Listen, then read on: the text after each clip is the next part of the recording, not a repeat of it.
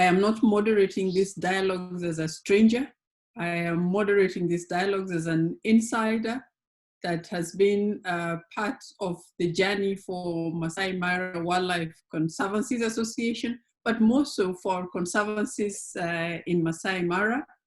I am not wearing my hat today as the chairperson of Mara North Conservancy, but I just want to say that I am an insider and I'm excited that we are having these dialogues today on sustaining wildlife conservancies in the Mara during and post-COVID-19.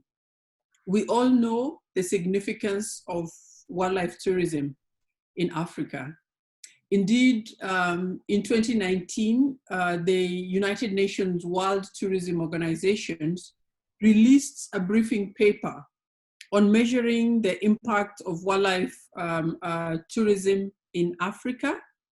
And in this paper, everything we need to know about the significance of wildlife tourism and its value for Africa and communities that live in tourism areas has been highlighted. When we bring that down to Kenya, we know that wildlife tourism is the second largest attraction and experience that tourists come for to Kenya. And even despite being the second largest attraction, it contributes 70% of tourism revenue in Kenya. It is a significant economic contributor in Kenya. It has, don't even mention the employment opportunities that comes through this sector. The same global numbers are reflected within Maasai Mara and within the Maasai Mara Conservancies. So we cannot have dialogues as a country in Kenya talking about restarting tourism and recovering tourism without narrowing down to the role of conservancies. And Daniel and Francis will give us the numbers that are going to show us the significance of communities in contributing to wildlife tourism in Kenya. So that also brings the big question. Now that tourism is down, what's happening with these communities? What's happening with community conservancies? What has happened to the livelihoods that were dependent on tourism? How are these conservancies structured to survive these times and to go forward? Are the models of management that we have today, which include tourism and other models of financing, are they resilient enough that they're able to wade the times we are in and carry the conservancies into the recovery and when tourism restarts? This is why we are here this afternoon, and thank you to our 118 participants who have already signed in this afternoon, and hope that more of you are going to join. In this panel today, the panelists that are going to help us to unravel the situation of community conservancies in Maasai Mara, I have with me Daniel Sopia, who is the CEO of Maasai Mara Wildlife Conservancies Association. Daniel is not a stranger to tourism. Daniel has experienced many aspects of tourism. He has worked directly in the hospitality industry. He has worked with development organizations, working in conservation and tourism in Maasai Mara. And today he heads a very, very significant organization that holds the key to many livelihoods in the Mara. Thousands of people are looking unto him and his organization today on how they're going to carry them through these times. And I don't envy him at this time, but he's equal to the task, and he's going to share with us what MMWCA has for the future. We also have as a panelist this afternoon, Francis Nkoitoi. Francis Nkoitoi holds two very important portfolios in community wildlife conservancies. He is the chairperson at the Kenya Wildlife Conservancies Association of the conservancies that brings together an umbrella organizations that brings together all conservancies in the Mara. He's also the chair of the council at the MMWCA in Maasai Mara. He's a teacher by profession, so he talks very meticulously.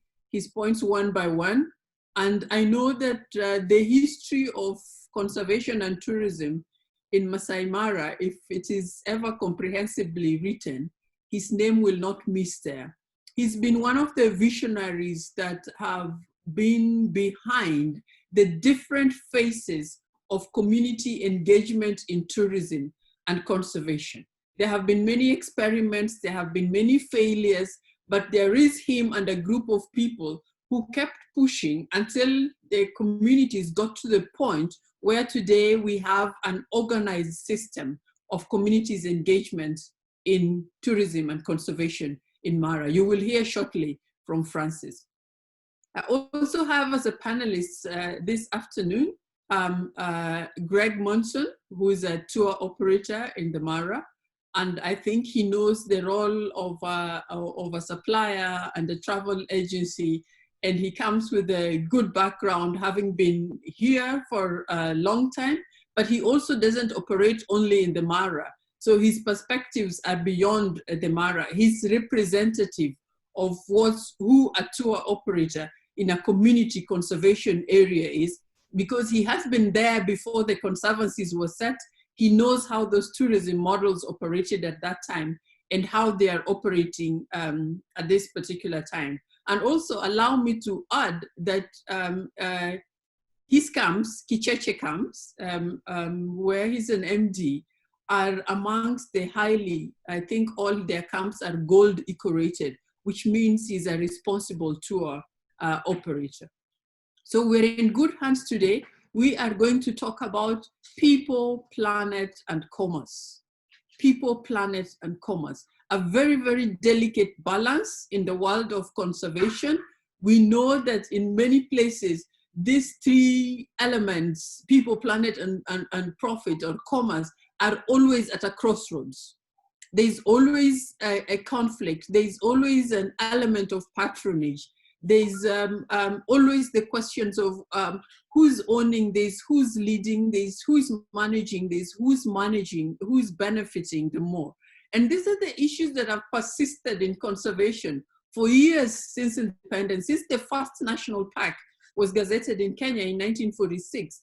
The issues around conservation and communities and engagement and resilience and benefits have never gone away. They have evolved. Many models have been tried. Now we have the community conservancy model. We are asking ourselves today in this dialogue, will this model carry the conservancies through? So to help us to put everything in context, we'll listen to my three panelists as they share with us some background information, and thereafter we'll be able to respond to your questions. So keep sending your questions in our chat session, chat room. We have on standby people who will be looking at your questions and sieving them. When they can, they will answer them. If they have to escalate them, they will escalate them, and we'll have the panelists address them. Once again, thank you so much for being here. And now I will hand over to Daniel, who will start us off with the presentations. Thank you, Daniel, and welcome. Thank you, Judy. And just want to take this early opportunity to say good morning, good afternoon, and good evening to all of our audiences, wherever you may be tuning. And welcome to these presentations about the current state of conservancies in the Maasai Mara region.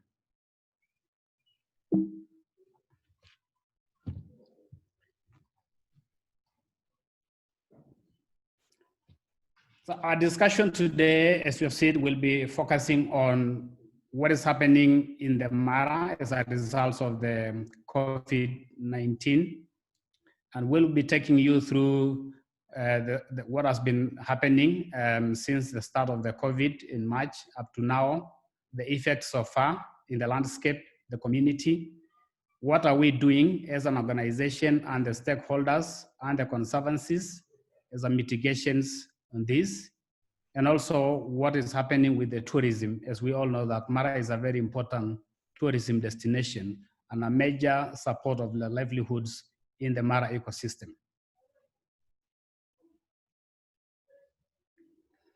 So I will start briefly by just educating you about MMWCA that I represent here. Maasai Mara Wildlife Conservancies Association is an umbrella membership organization that represents conservancies in the Greater Mara ecosystem. It is one of the 11 regional associations of KWCA, that is the Kenya Wildlife Conservancies Association. Our mission is to conserve the Greater Mara for the prosperity of all, that is tourism, recreational, people, wildlife, and livestock. And our vision is to establish a cultural landscape where communities and partners secure a sustainable livelihood for a better future. The conservancies in the Mara, they buffer the Maasai Mara National Reserve, so providing a buffer from east to west. That's on the north sides of the Mara Serengeti ecosystem. And over the last 40 years, the Maasai Mara ecosystem have lost over 60% of its wildlife. This has been as a result of habitat loss due to increase of human population. We're also talking about effects of climate change, frequent droughts, unprecedented rainfall patterns have also caused flooding. We're talking about land subdivision, land sales. We're also talking about issues of mass tourism at some point, which is also degrading the land. So all this has been the major contributors of the loss of the 60% of the wildlife in the Maasai Mara over the last 40 years. And thanks to the conservancies movement, which have just started like 10 years ago, it's a little bit new to the Mara, that is beginning to change and shape the way things have been happening in the landscape. The Mara landscape is known for a number of things. 80% of tourism that visits Kenya do visit the Maasai Mara, which is a clear indication and a justification that the Mara is a global destination and tourism plays a significant role towards the community livelihoods and the conservation of the Mara. 25% of Kenyan's wildlife are also found in the landscape, of which 70% of those wildlife are found in community land, which is now the conservancies.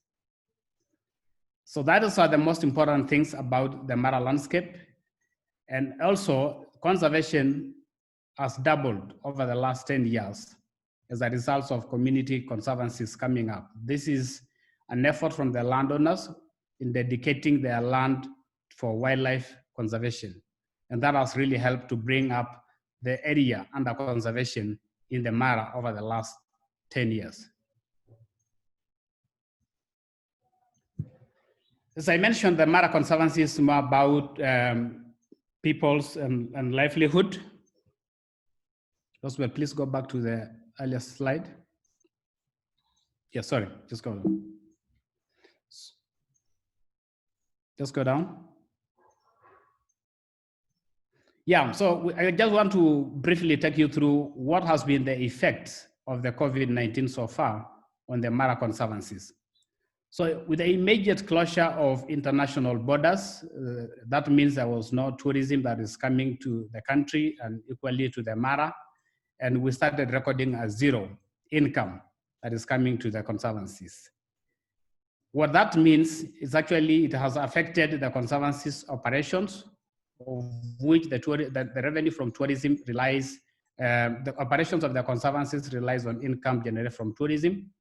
It has also has a major and immediate impact to the landowner's livelihood, who depends on a lease payment that is also generated from tourism in conservancies. So that has been, has actually put the conservancies into a very vulnerable stage, as well as the landowners and the community member. We also at this point in time, would like to mention that the employees who are also working within the camps that are in the conservancies are also, a majority of them are coming from the local community. And without tourism right now, there is also a massive loss of income, and our income has actually reduced to a significant level. And therefore, that has also put the community into a vulnerable stage. I will also want to mention very briefly that taking into account the Ministry of Health safety regulations, this has also caused a lot of issues, closure of livestock market, of which the community here in this landscape rely a lot on also on livestock as a major livelihood earner. The closure of markets have also affected the community to a greater length, together with tourism.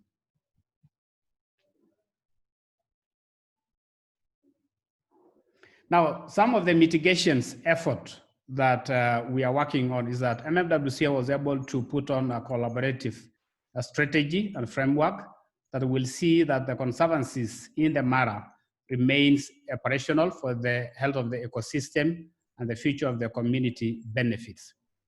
This will go a long way to ensure that we are able to maintain a certain level of income that goes towards the landowners. And here I'm talking about 50% of the lease payments that will still continue to flow to the landowners for the next 12 months. So that is one of the strategies that we've put in place as stakeholders in the Mara with the help of MMWCA to ensure that that sort of level of income of the 50% of the lease payment will continue to flow to the community or to the landowners who have leased their lands to the conservancies, at least for the next 12 months. This will also ensure that minimum conservancies operations that include rangers, their patrols, their rations will also be sustained at least for the next 12 months.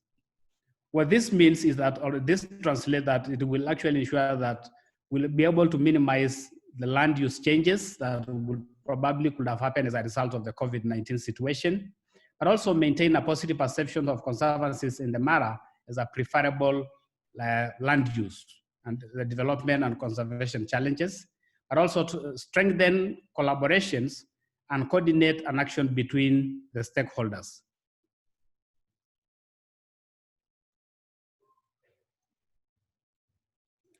Now, our sort of strategic focus during the COVID is actually within the 3 objectives. One of the objectives will be to ensure that conservancies in the Maasai Mara will maintain the most essential operations and also secure land through the lease structures. We have about 7 conservancies that are on a different lease arrangement that is on a monthly fixed lease payments. And that is where the focus is directed towards at this point in time. But we'll also realize and recognize conservancies that have a different lease fee structure that will not possibly be able, that have not been paying a monthly lease fees to the landowners, that normally rely on tourism or rely on game viewing fees on a daily basis. So we are also taking note of those conservancies that are also going to be affected, and MMWCA and the stakeholders are also working towards a sort of a framework that will see all the landowners will be able to at least get something to sustain their livelihood throughout this crisis time. The other objective is also focused on Maasai Mara Wildlife Conservancies Association as an organization to make sure that the organization and its staff will continue to function and also deliver on its mission. And the third objective will be more about a communication COVID strategy that will ensure that all the stakeholders in the landscape and beyond remains informed of the situation and any sort of development and able to respond proactively in terms of their health and their livelihoods. So that is also the strategic focus for MMWCA and the conservancies during this COVID-19 period.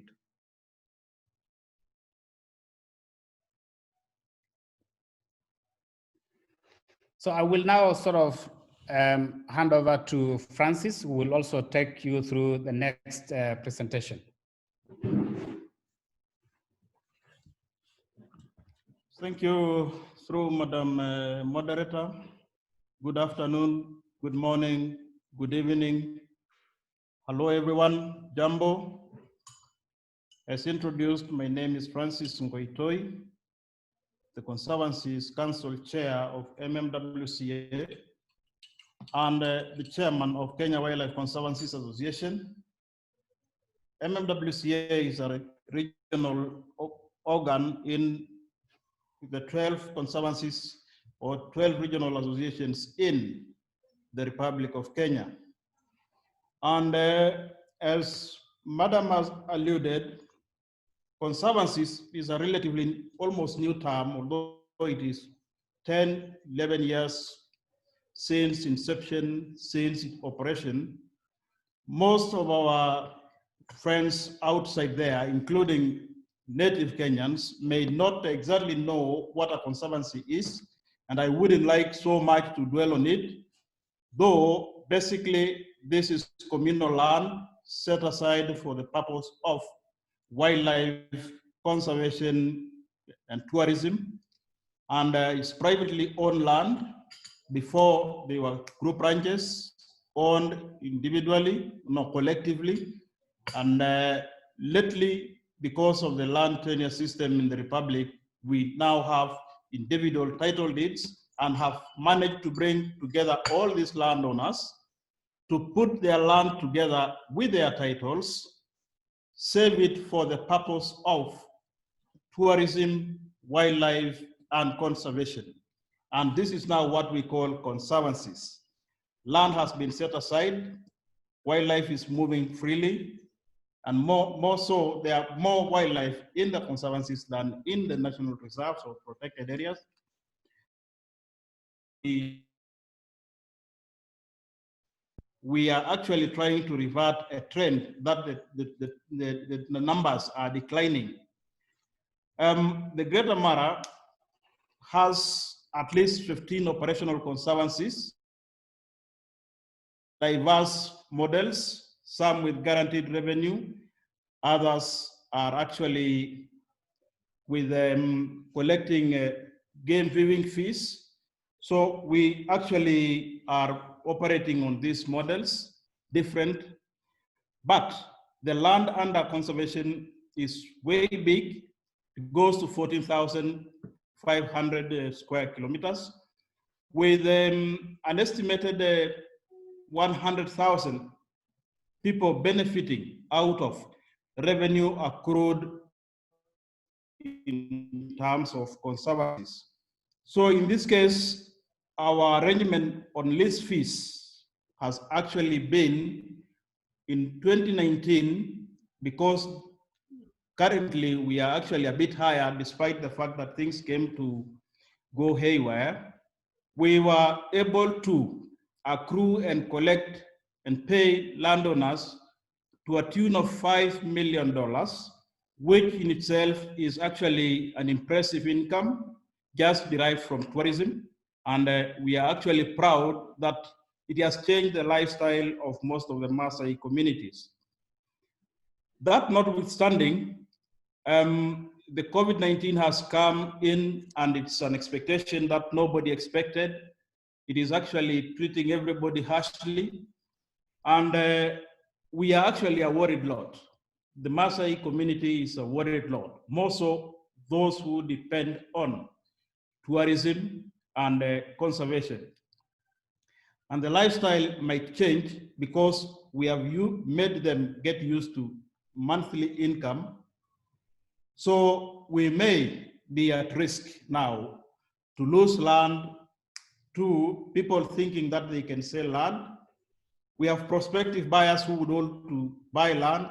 It is an open area that can be good for ranching. So people with big investments can think of buying land and taking it to a different land use.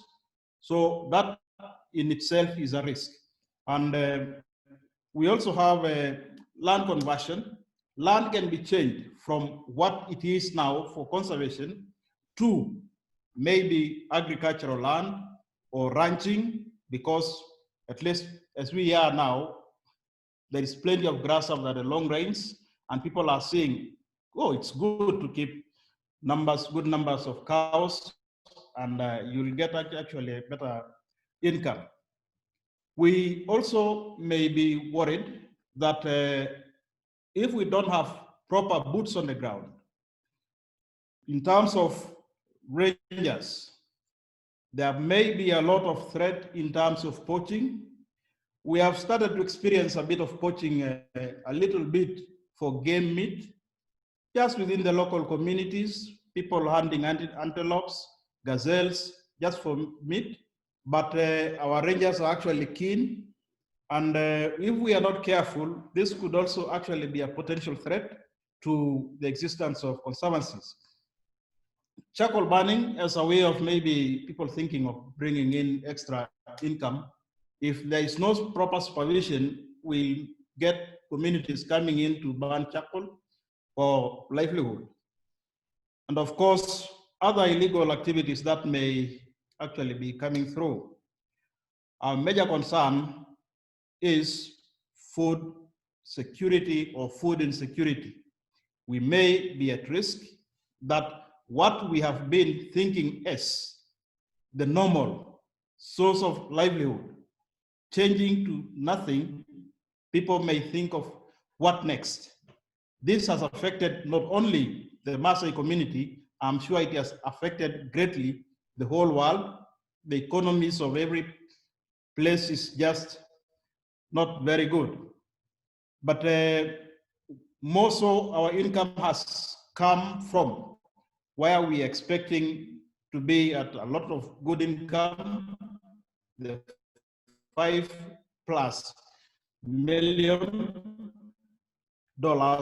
to some reduced half or nothing at all. If it were not for an arrangement that we were trying to engage our partners, our donors, our well-wishers, we may be talking of something different now. But thanks to MMWCA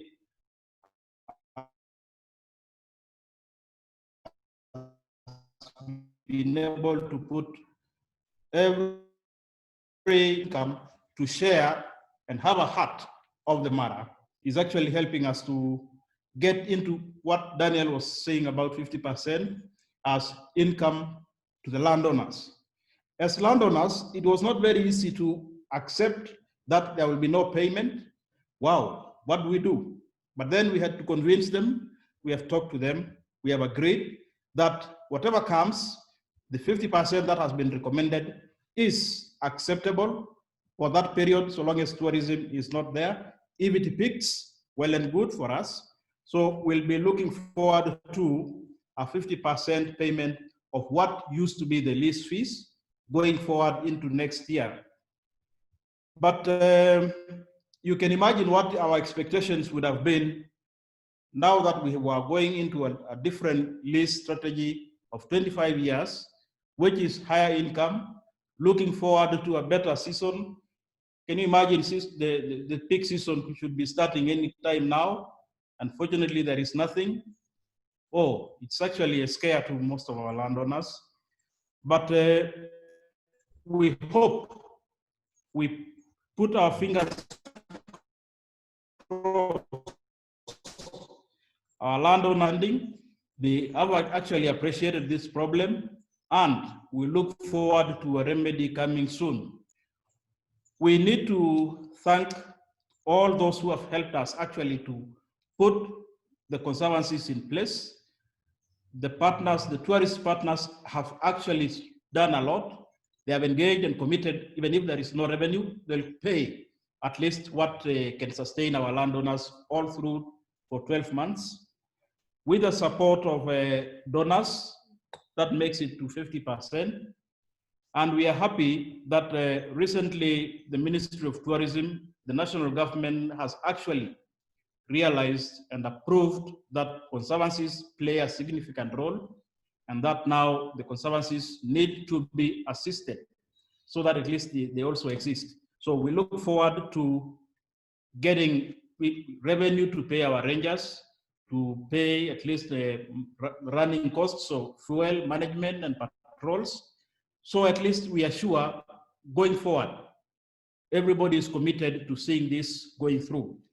So we have our expectation that things will move well, and MMWCA and the conservancies in the Mara will make all these conservancies survive into the next phase. I know there are diverse challenges, but at least we can always manage on case by case, but most of our landowners are very appreciative, very considerate, very understanding. And we hope that going forward, things coming back to normal, we still have what we call a conservancy for the future. Thank you very much.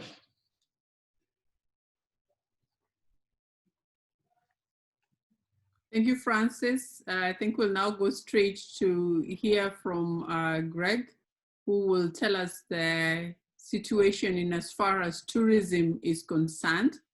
And we'll also get to hear from him what the tourism partners who are a core element of the community wildlife conservancies model are doing at this time to help in sustaining the conservancies during this time and after. Welcome, Greg. Thank you, Judy, and greetings to everybody. I wanted to start off the short presentation just taking us back a step just to explain a little bit about sustainable tourism and the approach. We're involved in 3 conservancies in the Mara, in founding these conservancies as well. And our partners in these, note we use the word partners for tourism. Tourism partners, we're in holistically, we're engaged together with the landowners, with the to create and protect these conservancies. So what we have here is the Mara Conservancy defining sustainable tourism. Now, the 3 most important pillars are the community, tourism, which sustains it, and wildlife, which ultimately sustains it. And I'm going to introduce a slide to show you that linkage, which is very important. Also, the type of tourist partners within the conservancies, we operate on a high end of tourism, a high quality of tourism, and we're a committed bunch of operators. It's not in for a quick buck, and then the minute the going gets tough, we exit. So we have a long-term view of the conservancies together with the landowners. So the cooperation between all the parties is absolutely crucial moving forward, because if one partner isn't flourishing, it doesn't work. If the community is not happy, it doesn't work. If the wildlife, the habitat is not in good shape and wildlife starts disappearing, away go the tourists, which of course then, as a tourism operator, we're the conduits for tourism, which is supporting this model. So if we look at the next slide, I can illustrate that. So this is the virtuous circle, I will call, with tourism. So any break in this chain, the circle collapses. So let's just start off, wildlife need secure habitat to flourish. The habitat is owned by the landowners from our community. That needs to be well looked after and in good shape. And from a landowner interest, obviously they want to secure a livelihood. And for that, they're looking for revenue. Now, the revenue is generated from tourism, in fact, from the tourism partners, and that revenue is entirely dependent upon tourists. Without tourists, we only have limited reserves as companies. Tourism, of course, is attracted to wildlife. So hence you'll see that whole circle. If any part of that circle collapses, the whole thing doesn't work. So it's just quite nice to see that in a graphical format, but that's really how we operate in the conservancies. So let's move on to the current state of play. Right, so the conservancy lease model, the idea with fixed leases was that we'd be resilient to the normal ebbs and flows of tourism, because you have ups and downs and good years. And so the idea was to get a constant flow of money to landowners so they can plan their livelihoods, take out loans, etc. And this has been largely successful because we've been in operation 13, Alari Motorogi 13 years, Old Kenya is similar length of time, and the other conservancies have all between 10 and 8 years in existence. And it's a very successful model. Now, unfortunately, with COVID, it's been like a tsunami. The scale of this has just made it impossible to be able to pay 100%, which was arranged. I mean, we've never had this before in our generation, where you've had borders closed, it's something we'd never planned for. And I think pretty much any industry in the world could not plan again for COVID. So basically we're doing the best we can to get through and work fast to keep intact this incredible conservancies that we're a part of. Tourism activity, as you're aware, overnight was just cancelled. Lodges closed, staff sent home, and over the preceding months have been on reduced salaries. Some camps have been forced to put staff on complete unpaid leave. So it's a massive impact. It's really a matter of survival. In terms of numbers, the numbers of 2019 versus the year earlier, the numbers are down. 2020 versus 2019. If we go from January to look to the end of the year, and January and February are relatively normal months, and then COVID really kicked in March. So we're like 75% down, and that may be even more. So it's a continually fluid thing. Some people still would like to come, but daily, weekly, just cancellations upon cancellations. And the cancelled bookings have just basically become an avalanche. We started recording some of the volume just within 3 conservancies only. And as of about 10 days ago, it reached $13 million. And this has a massive impact on employment, of course, taxes for the government on so many sectors. So this is a huge, huge scale. So, tourism partners have had to reduce their cost to the minimum. They need to do that to stay in business for obvious reasons. However, what is really key here is that the tourism partners are totally committed. We don't want this to collapse. It's too important for everybody. I've always said to people over the years, it's just a win-win for everybody. It's the product that tourism can offer is incredible. For a landowner, it's amazing because of the multiple benefits, not just the revenue, but also employment, cattle grazing opportunities, and also for the wildlife. It's habitat that has been shrinking all across the country, and also in the Greater Mara over the years that I've been involved, which is about 25 years, habitat has shrunk. So with the conservancies, it's holding that habitat. So we're just committed to keep this habitat intact, and also landowner livelihoods as well. So although it may be counterintuitive, we've bought into a plan. We've worked together with a team of landowners, donors, to come up with a model to sustain the conservancies through this period. So tourism partners, although if you think about tourism operations throughout Kenya in national parks, reserves, at a time like this, they shut down, they have no costs. Now, for us, it's not an option. We need to find the money to pay landowners. And landowners have also been flexible in accepting a 50% reduction of lease fees. And in return, tourism partners we do not have the cash, so we're borrowing money, we're taking in shareholder loans, we're having other investors come into companies simply to come up and to guarantee that money moving forward. So that just shows it's a commitment that's unique in a conservancy context. And it's times like this where I feel that we're showing our commitment, taking on a lot of debt to get through this period. Then on to fundraising initiatives. A number of companies have created their own fundraising initiatives to raise money for the conservancies to get through this period. In addition, we've had the crisis meetings with committees, working with some landowners, representatives, tourism representatives, and donor representatives in creating this rescue solution. And what is really shone has just been that cooperation has been key. I mean, the partnerships have been super strong, and they've been evolved over a long time. So the level of trust and partnership between all the players has really grown, and it's really fantastic to see that. And that's what will get us through the adversity that we're facing now. So really, I'd just like to finish to say, yeah, the tourism partners, we're in this for the long run.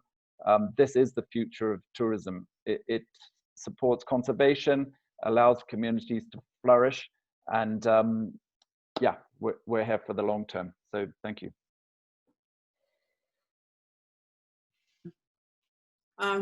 Thank you to all our panelists for giving us context of what is happening with the conservancies today in the middle of this pandemic.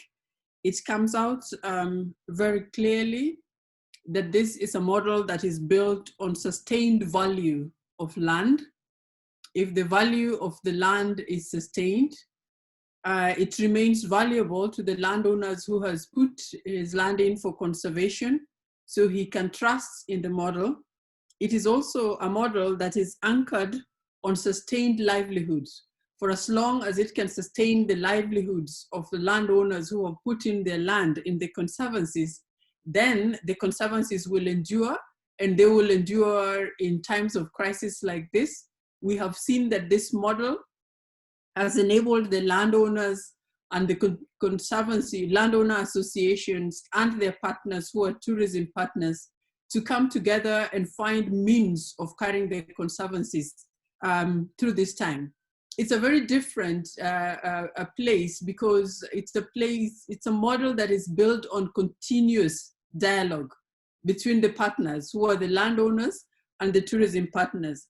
And MMWCA plays a very good umpire and mediator role that has now brought together everyone to come up with all these packages that should carry the conservancies through, which is about paying, guaranteeing the landowners income through this period for up to a period of 1 year, working with other partners to ensure that essential services of the conservancies will endure. Greg, I will ask you a question that has come from our viewers this evening. Knowing that the livelihoods of these landowners depend on tourism, and what we have gone through with this crisis, what can we do to build resilience in the future against this kind of risk? Yeah, I think they're good questions. I've seen a number of questions based on that resilience. The idea of the model was to make it resilient. However, I guess the extreme nature of the situation has made it a lot more difficult. I mean, nobody has ever anticipated a crisis when borders are closed, no airlines are flying. I mean, we're talking zero. So most of the previous, we've had difficulties with terrorism, other issues. So yes, numbers will drop by 20%, 25%, then they'll come back up.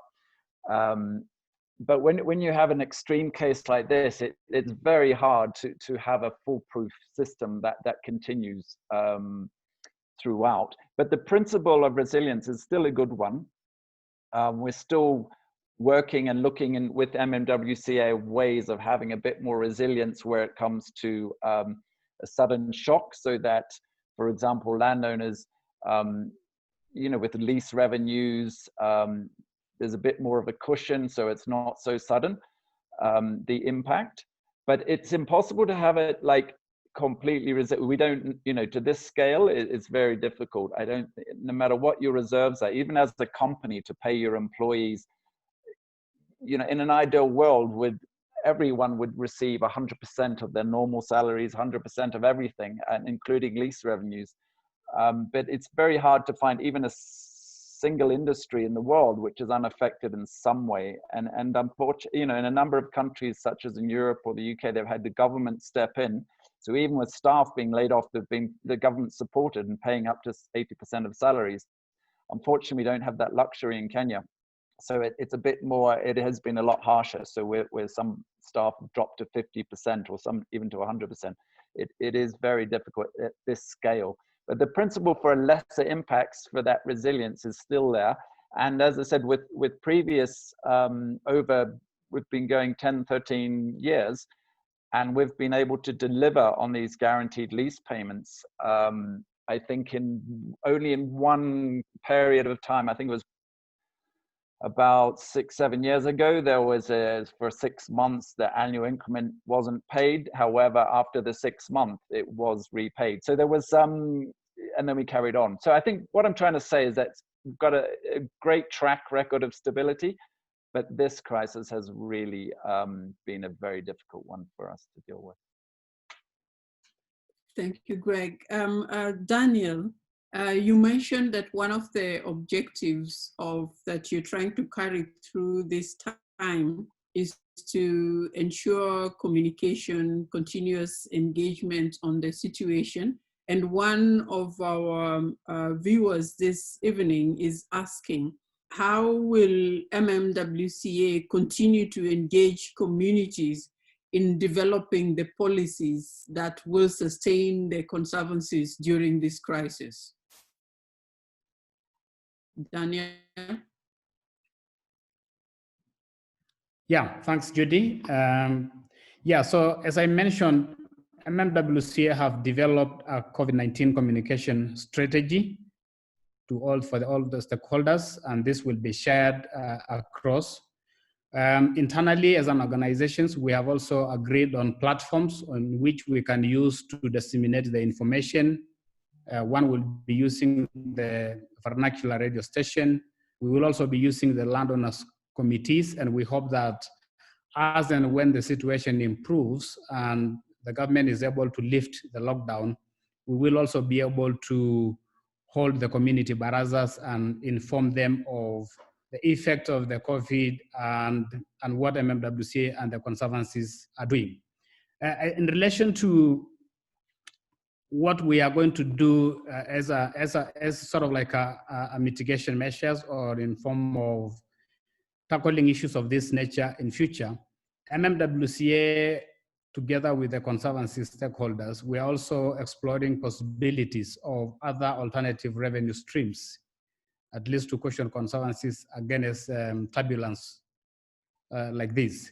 And some of these initiatives are, for example, the sustainable livestock enterprises, which it has been piloted in some of the conservancies like Nonkishu, Mara North, the Parliament, and so many other conservancies are really lining up for that sort of pilot project. So that is one of the alternative revenue streams that will hopefully be implemented in the near future to cushion conservancies against collapse of tourism.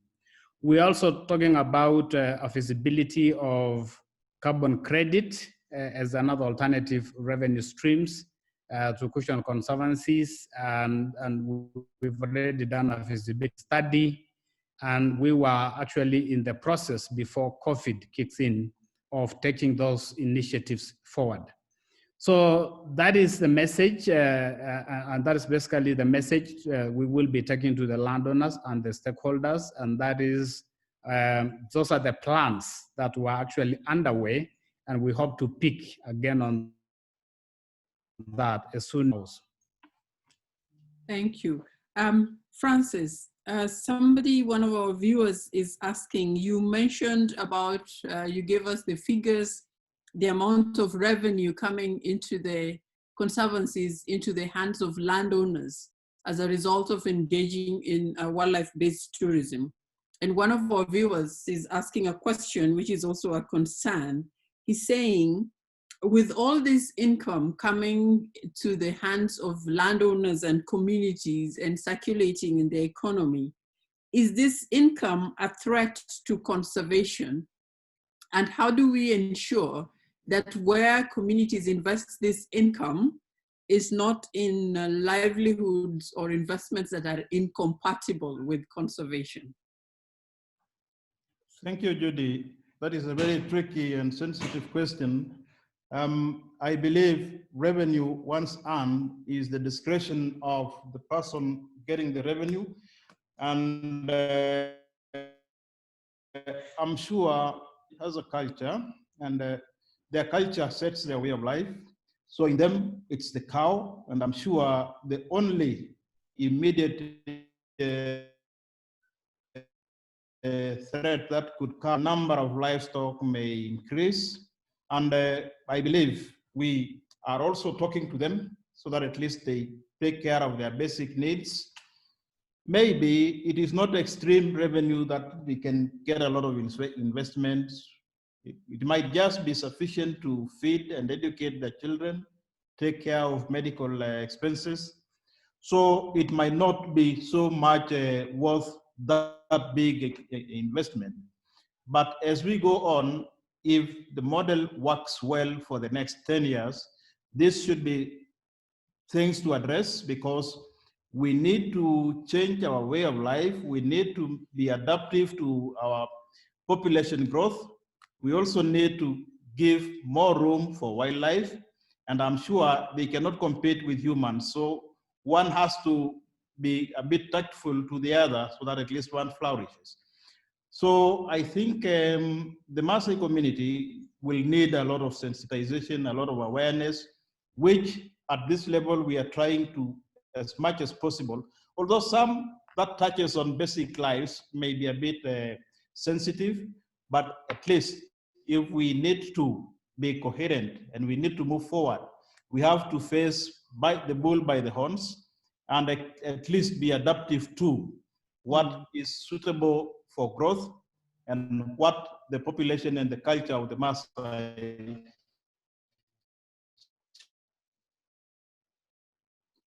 shall also entail. Okay, thank you. I think you're reaffirming that the Conservancy model puts people at the center of this conservation approach, and through continuous engagement, we're hoping that people will make the right choices because of the value that they have received from conservation, that despite having the money, for the value they have received from conservation, they will make the right choices. And that these choices will still be about the people's cultures as well.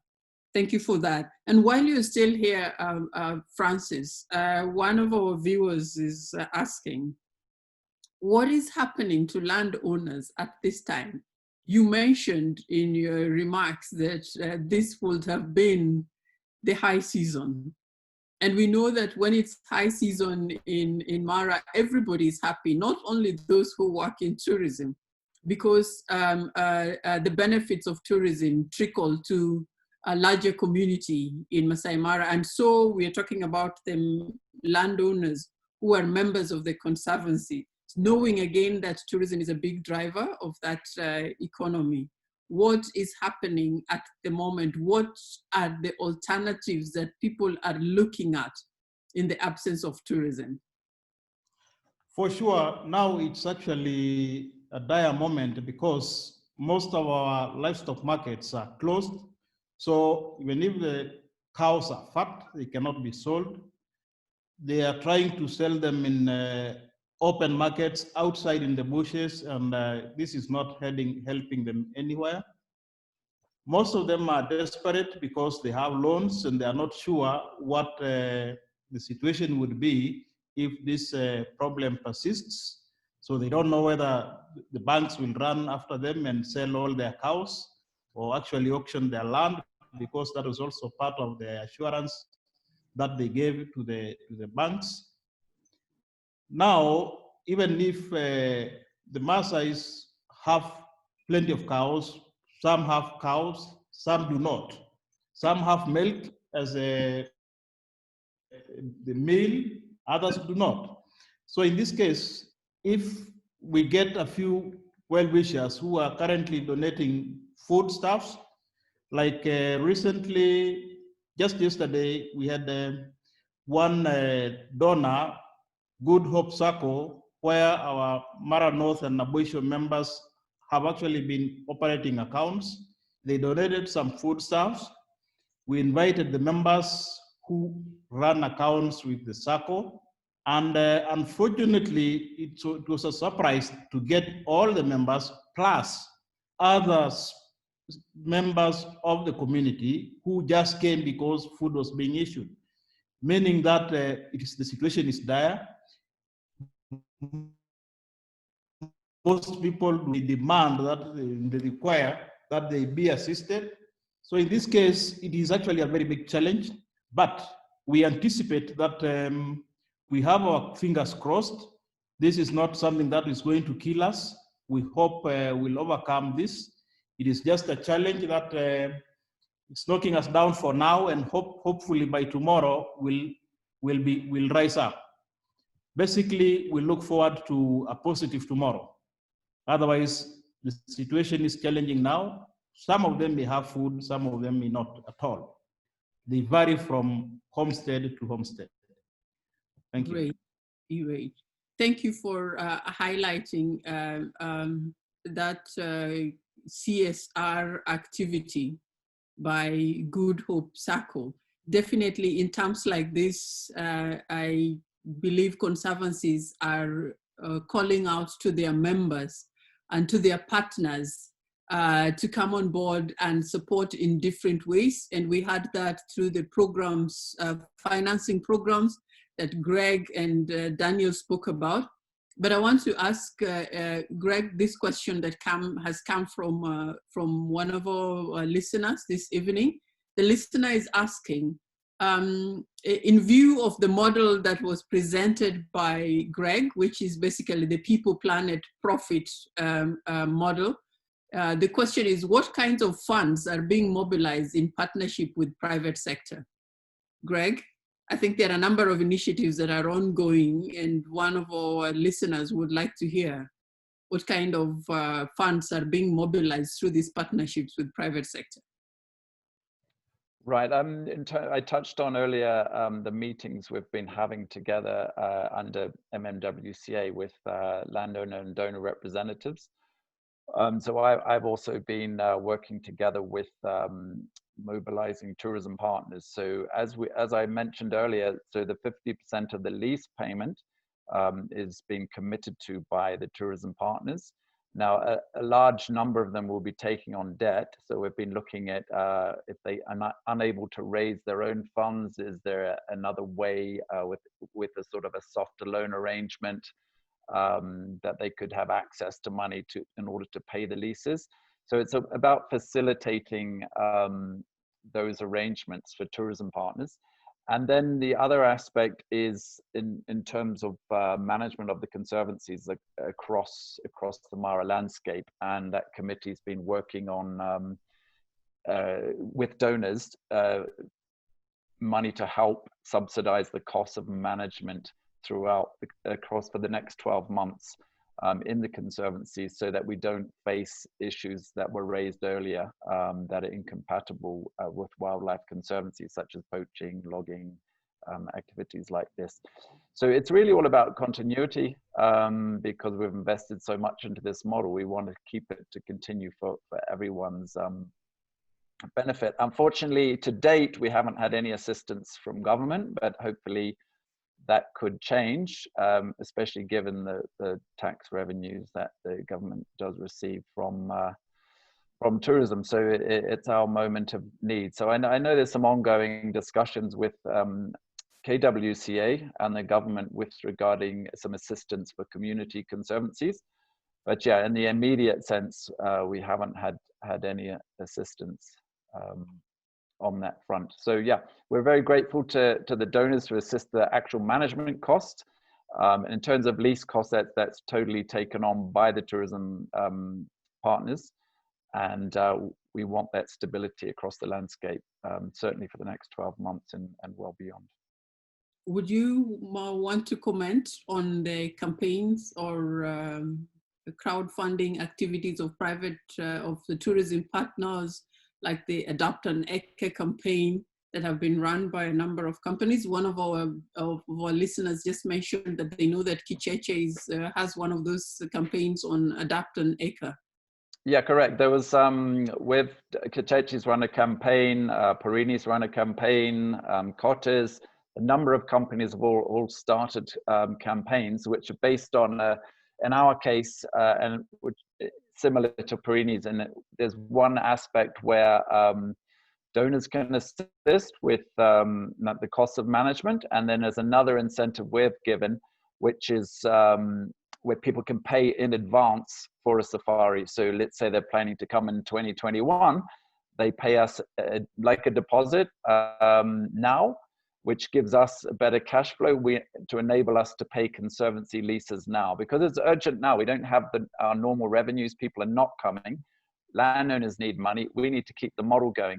So it really helps us when our clients are able to commit some money to us, helps the community, and then next year they can deduct that cost off their safari. So yeah, no, it's going really well. We're hoping to run that for another month, and I believe the other companies that have put that in motion, it's also assisting. So we're very grateful to people supporting us on those campaigns. Great, thank you for highlighting that. Daniel, I will come back to you with a question on a listener this evening is asking, what determines the different payment structures for the few conservancies that you talked about? You mentioned that there is a 50% payment that will be done for 1 year for the landowners, and this listener wants to find out what determines these structures. How did you come up with that 50%? And not all conservancies are on board. So are there different deals for different conservancies? Daniel? Yeah, thanks, Judy. Yes, so conservancies in the Mara, I'm talking about the 15 operational conservancies. They are all on a different level in terms of structures and governance, and also the lease arrangement. Some are on 15 years lease, some are on 25 years lease.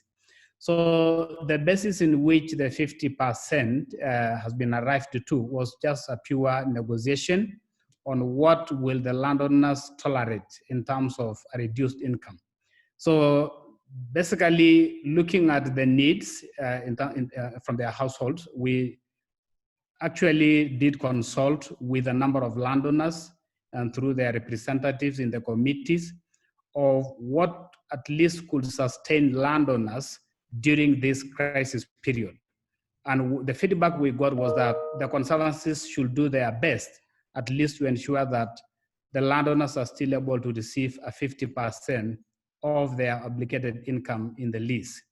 Now that is for the conservancies that are fixed guaranteed revenue on a basis. Now for other conservancies, there are other conservancies who do not have any lease agreements with the conservancy. So landowners do not have any lease agreements with the conservancy.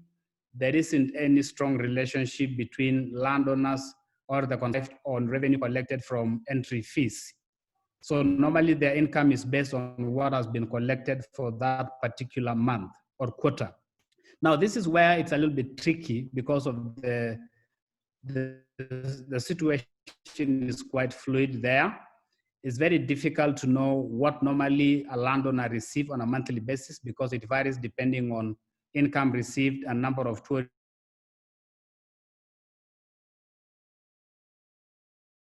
MMWCA and the other stakeholders, we're already in discussions about if we can secure the 50% for the other conservancies, this is money that is really coming from tourism operators who are committing this. And as Greg mentioned very clearly here, they're also looking this through their shares and also getting a loan. You would probably don't have that sort of arrangement in conservancies that do not have lease agreements and those structures. So it's a tricky thing that MMWCA knows about it. We are actually concerned about it. We are working on a strategy that will also hopefully ensure that such conservancies will be able to benefit through this lease relief program. And the details of that is yet to be agreed and developed. A follow-up question, Daniel, is somebody's asking, have landowners been engaged in discussing this 50% and what is their view on it? We know that you did mention at the beginning that we are in difficult situations, conservancies are in difficult situations, and we are sustaining. So we are not operating at optimal level. So what's the programs that you are sharing with us are about sustaining conservancies during this time? But one of our listeners this evening is asking, is this a done deal? And what is the view of the landowners? Thanks. Yes, it is a done deal, at least for those conservancies that I mentioned that they have a fixed monthly income, lease payment. within the committees that was established, that I mentioned earlier, and Greg also mentioned about the crisis committee, which has representatives of the landowners in those conservancies and tourism operators. This was the beginning of our discussion, and we went through the committees that has been established and those landowners representatives. We discussed that idea and it was approved. We took it to the wider committees in the conservancies, of which they were also able to disseminate those information to the landowners on the ground. So the landowners were very happy that at least, because none of them expected that with this sort of problem, there is a possibility that the conservancies are gonna able to pay something. So first of all, there is a big appreciation from the landowners to hear that conservancies, despite the challenging times, are still committed and looking for any opportunity to be able to meet at least 50% of their income. So that is one thing that the landowners themselves were not even expecting. So getting the message that this is what has been achieved to them was like, this is really very good news. So the landowners have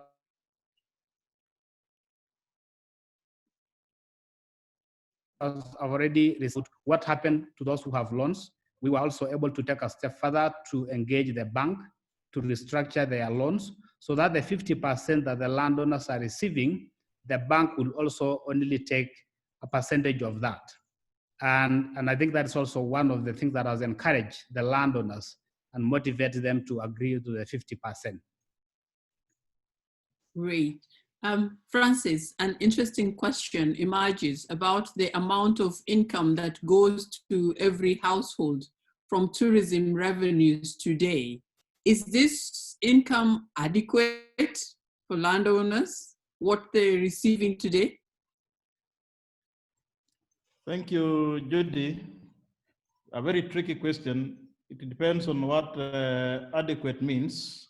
It's the level of the household. But based on the way of life in the Maasai Mara, at least what we are paying now, what we negotiated is close to $4,000 per annum, per hectare, which comes to close to 42,000 in a month for a parcel of 150 acres, which is actually the majority of land holding. But I wouldn't say it is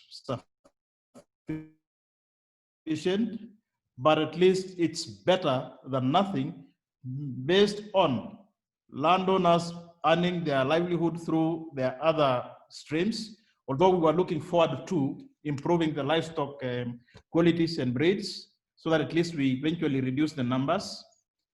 We are also opening part of the conservancies in rotational grazing so that at least their cows cannot actually be affected by their small areas where they stay at home.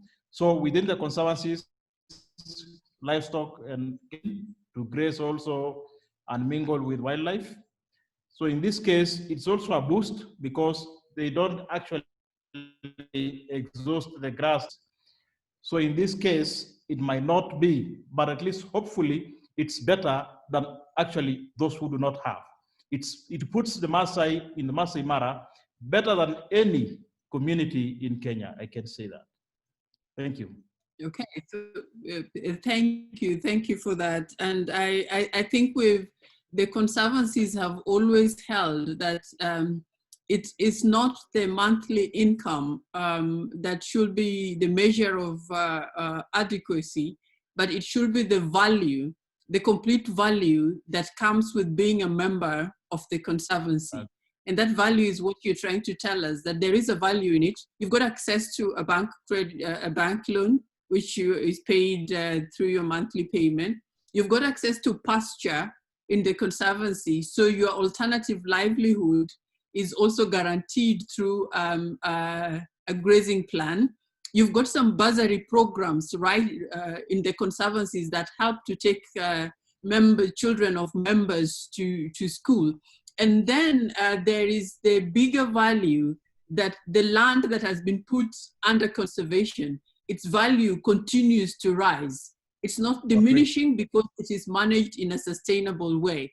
And so the answer to those who are always asking the question of adequacy in terms of the monthly income when they calculate it to per month, the answer is that there is a bigger value associated with putting land in the conservancies that has convinced and enabled landowners to continue putting their land and not to look, if they were to look at those calculations to the coin, and that was the only thing they were getting, revenue and not value, then it would have been a completely different story. I don't think any landowner would have signed.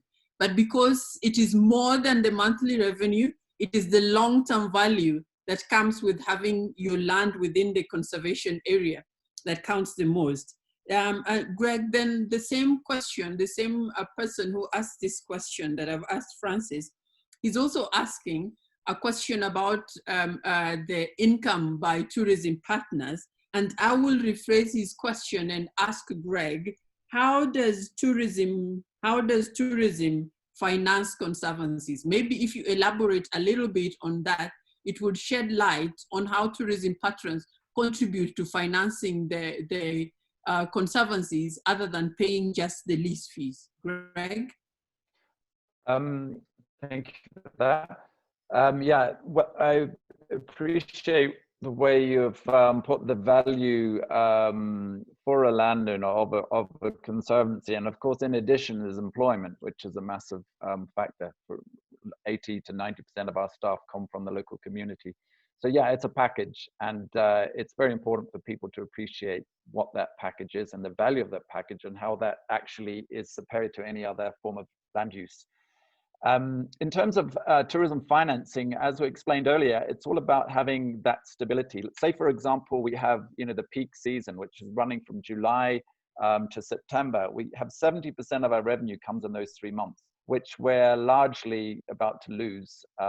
We may be able to open at some point for low numbers of people, I don't know. But as a company, you get this large amount of revenue one period of time, and then you have to make that last for 12 months, paying staff, paying leases and conservancy commitments. So it's providing that stable platform to finance it. And likewise, from year to year, you might have a very good year followed by a lower year. But the idea is that you have to organize your finances so there's that stability. So for landowners, they can depend on that stable revenue, not the ups and downs. So for example, if you are having another system where it's like, okay, we're busy, we've got money here, hand over all the money, which suddenly can be great. So a landowner suddenly has this money, but then 3 months later, there's no money. A year later, there's no money. A crisis like this, we're like, no, that's not our problem. But that's not the model that we're supporting. The model is about stability and about being there when the going gets tough. So yeah, no model's perfect. They all have their pros and cons, but I'm a firm believer in this stable model as a way forward. Thank you, Greg. And just to add on to that, is that tourism does not only pay the landowners' leases, tourism pays for the management and running of day-to-day operations of a conservancy. So apart from paying that, there's the cost of running a conservancy. You've got to pay for the rangers, you've got to pay for the roads that are within the conservancies. You've got to provide security within the conservancies. And there's a lot of management issues that go on in a conservation area. And this is part of the revenue that comes from the tourism partners in a conservancy. Not to fail to appreciate that there are many other partners who have supported the conservancies. They're just conservancies that we're talking about are 10 years old. Protected areas in Kenya, some of them are more than 50 years old, and they still need to be supported to run their operations. They also have tourism, but they still need to be supported to run their operations. which tells us something about the resource that we are talking about, that whereas tourism is a significant source of revenue for supporting conservation, and in that case, wildlife conservation and other protected areas, that the conservation models that we have in this country and the value for wildlife, so that we don't go into consumptive wildlife utilization, will always mean that there will always be a gap. There will always be a gap that requires to be filled. And this gap can then be fulfilled through different partnerships. As we come to a close of our discussions today, before I ask every panelist to give their closing remark, I will start with Daniel. Daniel, there is a question. There is a question on whether the mitigation measures that have been taken in the Maasai Mara Conservancies can be replicated in other conservancies across Kenya that are suffering, and probably some of them don't have a clear way forward. Are these solutions replicable? Well, I think it is too early to say yes, but I think in some contexts it may be applicable. I think we all need to appreciate that across the country and within the 11, 12 regional associations where we all have the conservancies across this country, most of these dynamics are also dictated by the land tenure system. It's also about partnership. It's also about trust that has been built over the years, and so many things that really comes into this. So yes, I think to some extent, there are those that can be replicated. There are those that will be specifically for the Mara because of the land tenure system. We also appreciate that in town, before COVID, Mara is known as a tourism destination.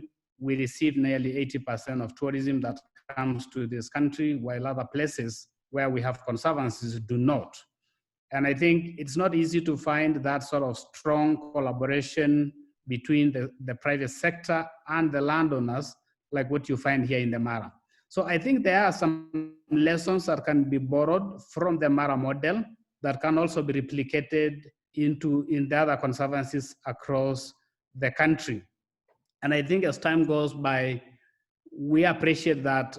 I think the Mara has already taken the lead in terms of land has been subdivided. And I think at the year 2000, when all this subdivision took place, many people thought that that was the end of wildlife conservation in the Mara. But probably from a landowner point of view, that was maybe a new dawn of conservation in the Mara. So because we know that there will be a time that those sort of land tenure system will change across the country. Communities and particularly pastoralists are also worrying about losing their land because of so many things. I believe that the Mara has at the moment demonstrated a clear path in which other regions and other conservancies can learn from and maybe take the best bit of it and probably leave the rest out. So yes, there is there are a number of lessons that can be learned and replicated in other places, but there are those that will only be very unique and specific for the Mara. Great, thank you. I think one of the things that comes out very clearly that the partnerships can be replicated because the Mara is moving forward with this mitigation measures because it has built strong partnerships from the beginning as a foundation. So if there's anything that other conservancies and other areas can replicate, is to build models around partnerships to make the conservancies stronger. Francis, I have 30 seconds for you on your final take. Thank you very much. Conservancies. Yes, I think we look forward to growing conservancies. I'm sure, as Daniel has alluded, we can say we can replicate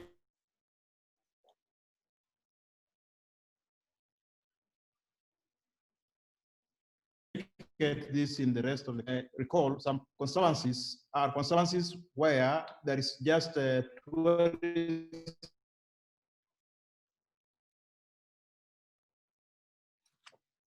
game viewing, building classrooms, or medical care.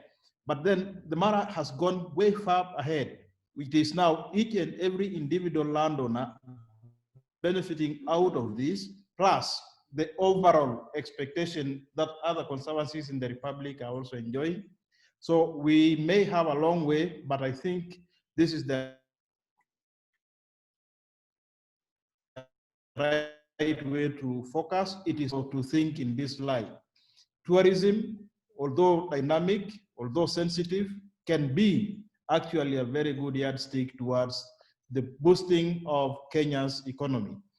And the Mara cannot stand alone if the rest of the country is not developed in that magnitude. And thank you very much. Thank you. Greg, your final take, and as you give us your final take, Greg, you will answer this last interesting question about tourism recovery, which says this listener is saying that yes, we know tourism will recover, but we also know that domestic tourism will recover. It's been said that domestic tourism will recover first because of many reasons that are known to those of us in tourism. We've listened to all this.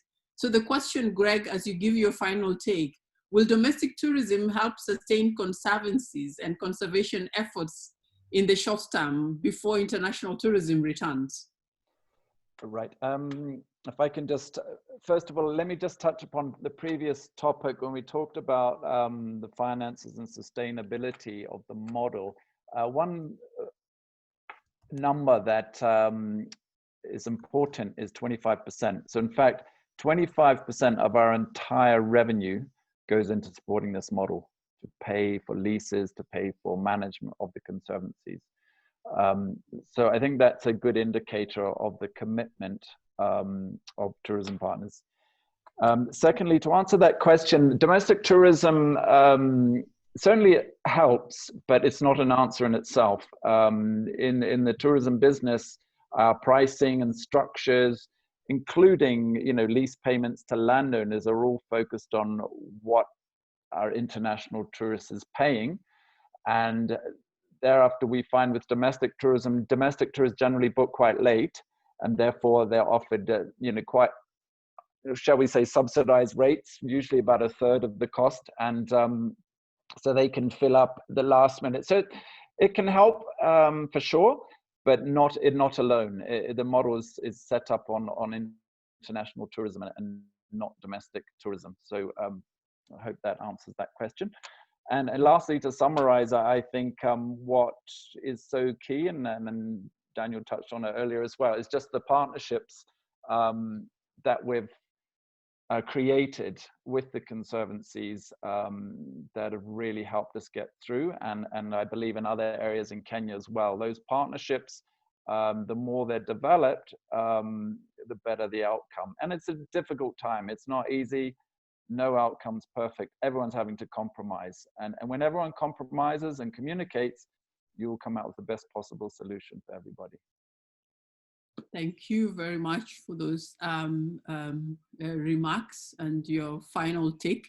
Now, before I hand over to Daniel, who will then give his vote of thanks and his final take on this as the host of today's discussion, I just want to highlight a few things that emerged over and over again this evening as we were talking about sustaining conservancies in the Mara during and post COVID-19.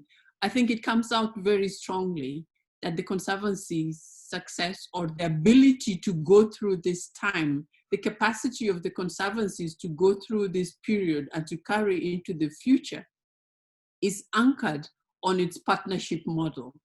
And the partnership model in the conservancies goes beyond the three key players to other people who are interested in the value of the conservancy. And because of that, this partnership has enabled a number of people to come together to provide diverse solutions for the conservancies at this particular time. This was very timely. Without partnerships, I am not sure the conservancies in the Mara would have sustained this period without the commitment of every partner, right from the tourism partners to the landowners who are the core of conservancies, who have been encouraged over time and today are able to say, like Daniel has told us, that they have accepted this deal. It has been negotiated with them, and they still see hope in the Conservancy. And they see hope in the Conservancy for one major thing: value. Value is the currency that drives the Conservancy model. Value for people, value for wildlife, and lastly, value for the commerce that drives this industry. So the currency that we speak in conservation and community conservancies is value. If you get to understand the currency of value in conservancies, it becomes very easy to interpret everything else. Am I online or did I disappear? Yeah. So with those remarks, Conservancy's currency is value, and this currency is traded on trust. What the Conservancy, the partners in Conservancies came together at the beginning, every discussion was built on trust. There was, some people say, did you take this to the bank? Did you take it to the lawyers? By the time it was being taken to the lawyers, there was enough trust by the landowners to say that this is something that we want to go into. So conservancies ride on these two things, value and trust. For as long as landowners see value and the trust has not been broken, for as long as the tourism partners see value and the trust has not been broken, for as long as the conservation organizations that support this see value, the trust has not been broken, I believe that we have a strong model that is able to sustain through this period and carry the conservancies forward. And the lessons that the conservancies have learned today can be built on to accelerate and move the conservancies into an even higher level of thinking more now about the risks and building a more and more resilient model going forward. Thank you so much. For now, I hand over, and thank you for listening to me and for being here. I hand you over back to Daniel. Thank you very much, Judy, for that excellent, you have been an excellent moderator, and thanks a lot for your time and acceptance to take lead on this. I also want to thank our panelists, the speakers, for that very great discussion and presentations. I will also want to thank the listeners from wherever you've been tuning and connecting and following this conversation. I do believe it's been of great value to you, very insightful, and there are a lot that you have also learned. And we also consider that there are a number of takeaways that you have taken from these presentations and discussions. I do hope and believe that you will become our ambassadors wherever you are to disseminate this information, share with the other like-minded individuals, and it's our duty to ensure that these conservancies in Kenya, being either in the Mara, being either in the north, in other places, are sustained. We've all learned very clearly on what true partnership could bring. Trust cannot be built in a day. The Mara model has been based on a trust that has been cultivated for a long time, a strong partnership, and that's what we are very much proud of. And I think that's why we come together, reason together, put all these mitigation measures to ensure that conservancies in situation. So thank you so much. I'm so grateful that you are able to be part of the next day, and take care and keep safe. And we look forward to touch base on one-on-one at different places, at different time. And we hope that together we shall overcome this COVID situation. Thank you.